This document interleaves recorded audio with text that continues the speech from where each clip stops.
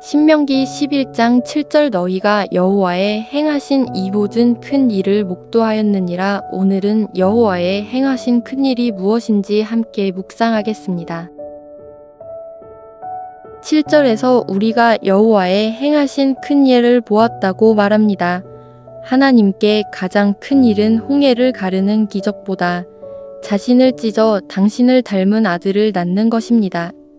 짐승은 할 수 없는 자기 희생을 하는 아들, 즉 남자로 또는 여자로 각각 사는 것이 아니라 너를 받아들여 둘이 한 몸이 되는 사람을 얻는 고된 여정. 그것이 하나님의 안식이며 우리 인생의 목적입니다. 장자의 원어 베코르는 처음 또는 태를 열다는 의미입니다. 하나님은 애굽에서 10달이 지나도 첫 태를 열 아들 베코르를 찾지 못하셨습니다. 타인을 종삼아 왕이 되려 하는 애굽의 법으로는 하나님의 성품을 담을 수 없어 애굽에서 나올 수밖에 없었습니다. 그러나 이스라엘의 장자라는 르우벤에게서 애굽을 사랑하는 다단과 아비람이 나오고 말았습니다.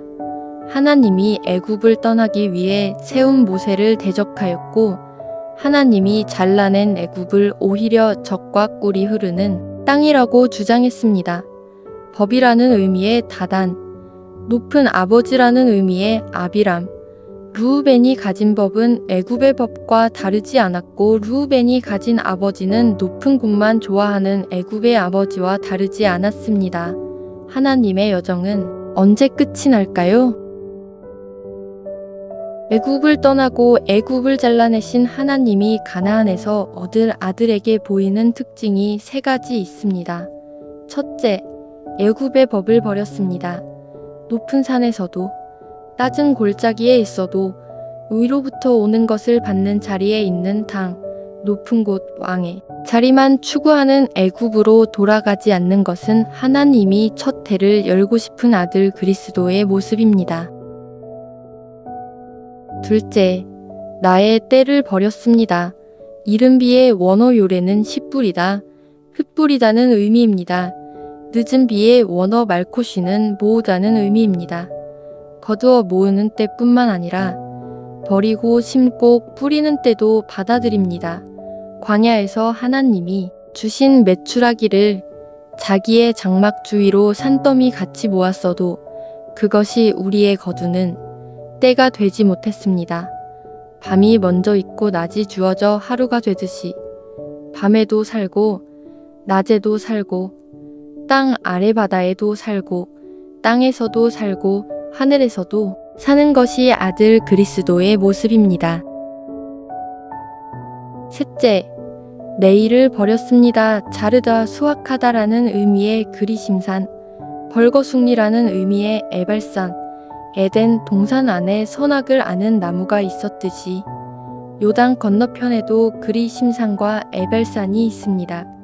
그리심산에 올라 무엇을 잘라야 할까요? 애굽의 잔재. 이제부터 희생을 멈추겠다는 달콤한 유혹을 잘라내야 합니다. 하나님이 오늘도 불 가운데 계시듯이 우리도 오늘 그리심산에 서지 않으면 내일 에발산에 서게 될 것입니다. 하나님은 오늘도 그리심산과 에발산 사이에서 상고 중에 우리를 부르십니다. 요단을 건너면 모든 고난이 끝인 줄 알았지만 가나안을 지키는 것은 매일의 싸움입니다. 아버지가 오늘도 아버지가 되기 위해, 아들이 오늘도 아들이 되기 위해 함께 그리심산과 에발산에 오릅니다.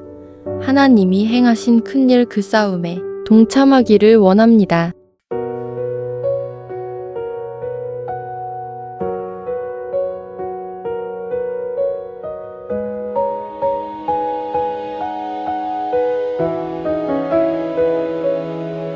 자기를 닮은 아들을 낳는 것, 당신의 희생을 하는 아들을 얻는 길, 홍해를 가르는 기적보다 고된 여정은 내 안에 당신의 마음이 태어나는 일.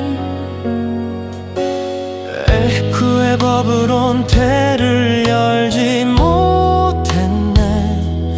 높은 곳만 꿈꾸던 아비람의 노래들, 내 발로 물을 대며 왕이 되려 했던 날들, 그 비틀린 우물을 모세라에 묻었네. 하늘의 비를 흡수하는 땅이 되리라. 산 위에서도 골짜기에서도 당신만 받으리라. 흙 뿌리는 요래의 때도, 거두는 말코시의 때도, 나의 때를 버리고 당신의 계절에 살리라. 그리심 산 위에서 나의 내일을 자르네. 희생을 멈추라는 유혹을 베어내네. 말산의 황폐함이 내게 오지 않도록 오늘도 요단 넘어 사랑의 쌈을 싸우네. 삼키는 짐승 아닌 내어주는 사람으로 하나님의 그